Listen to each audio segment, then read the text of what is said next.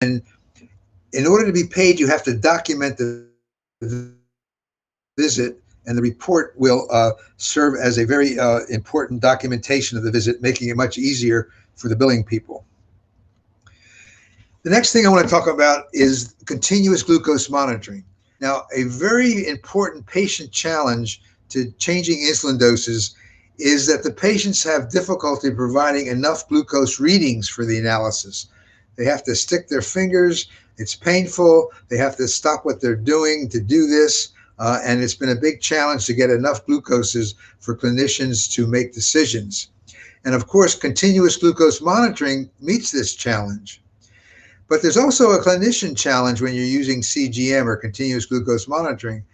The outcomes are fairly complex, and it takes a fair amount of time to evaluate them. And very frankly, most primary care providers don't have the experience to do that. But the computerized insulin dose adjustment algorithms can meet the clinician challenge because it does it quickly and it gives them recommendations that they can accept or modify. So this next presentation will be, again, a small study, a proof of concept study, looking at the computerized insulin dose adjustment algorithms in poorly controlled patients.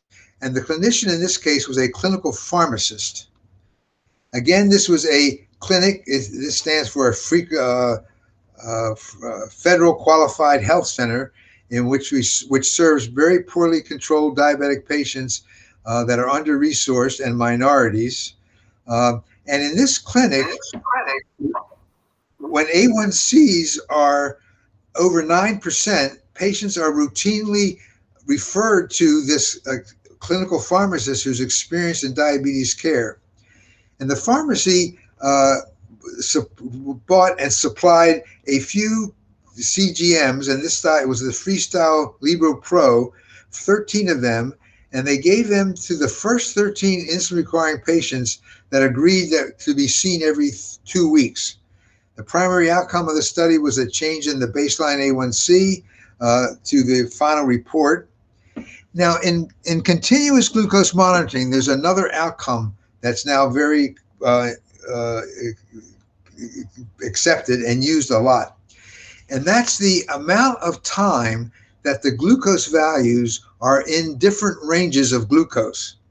And so in the very high levels, it's over 250 milligrams per deciliter. The high level is the 181 to 250 milligrams per deciliter. The target range, the one we're trying to get most glucoses in, and the target is to try to get at least 70% of them, is between 70 and 180. And then there are two levels of hypoglycemia, 55 to 69 and less than 55. And the values here were statistically analyzed by a paired t-test. So this baseline characteristics of these patients were similar to the others. They were equally split in terms of sex. They were over 50. They were obese like most type 2s. 12 of them were type 2s, 1 type 1. The insulin regimens, though, were 10 basal alone and 3 basal bolus. The CGM reports per patient, the average was 4.8, so about 5 reports over the study.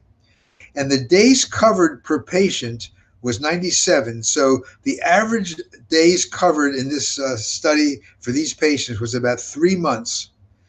The total daily dose of insulin when they came into the study was about 47 units. It increased by 42% by the end of the study. Now here are the results. Let's start at the bottom. These patients certainly were poorly controlled. Their average A1C was 11.5% when they were referred. In 3 months, the average 3 months later was 8.3%. And of course, this was very statistically significant.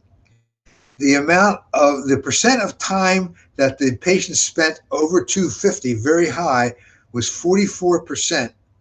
And at the end of the average of 3 months, it was down to 23%. The amount of time they spent in the target range was less than 30%, but at the end of the study, it was over 50%. And there was no difference in the hypoglycemic ranges in the amount of time they spent. And they say a picture's worth 1,000 words. And so here is what's happened. So the blue is the initial report. This is the amount of time spent in the various ranges. And the orange is in the final report. And in the high levels, they took 40.44%, and it was lowered in the final range of, in the target range of, to 29%.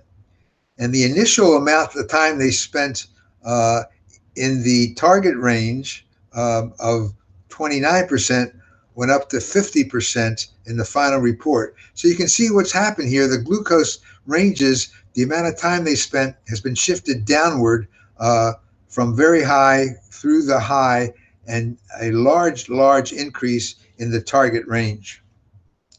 So the conclusions, the conclusions of this study are that using continuous glucose monitoring certainly meets the patient challenge for insulin therapy, because they don't have to test and stick their fingers. And in combination with the computerized insulin dose adjustment algorithms, that meets the clinician challenge in using insulin, because it saves them a lot of time, and the combination of the two will greatly improve diabetes control. And that should benefit clinical outcomes and decrease the medical care costs. So let me show you exactly what that means. Now, this is a landmark study. It's called the Diabetes Complications and Control Trial, or it's actually Diabetes Control and Complications Trial. And it was the landmark study that showed that reducing hyperglycemia was very beneficial in forestalling the microvascular, the small vessel complications of diabetes. Until that time, there was a raging argument whether reducing glucose made any difference. But in this study, it was shown for certainty that reducing glucose did.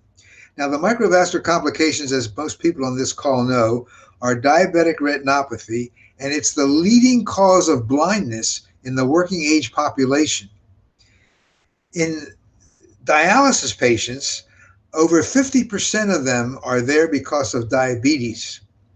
The neuropathy causes insensate feet, and that leads to ulcers, and that is the basis of 85% of non-traumatic lower extremity amputations, and they are 8 to 10 times higher in diabetic patients. And the curves are the average A1Cs in both populations. The ones that were controlled very tightly, the average A1C in this study when they started was 9.3%. The ones that were controlled tightly, it went down to 7.3% over 6 years. And the control patients stayed at 9.3%.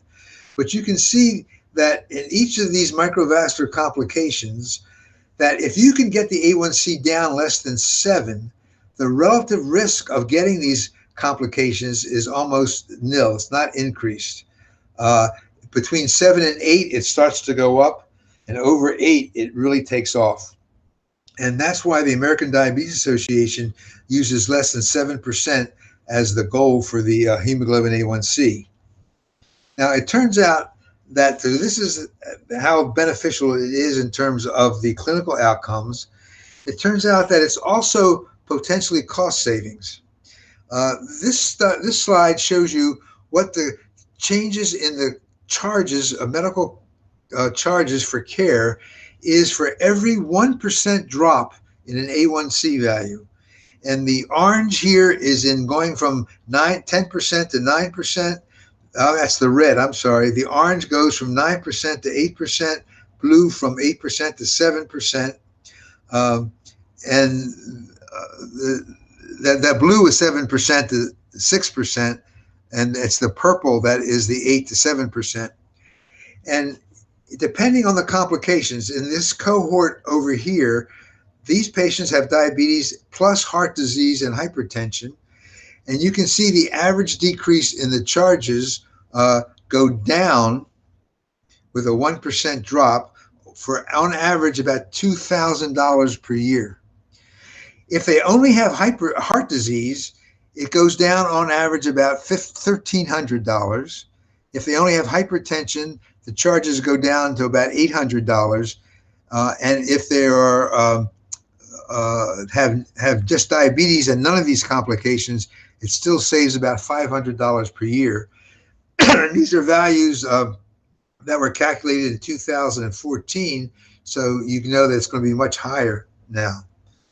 So the overall conclusions are that computerized insulin dose adjustment algorithms can be utilized at office visits or remotely using either self-monitoring of blood glucose, where patients have to stick their fingers, or in continuous glucose monitoring.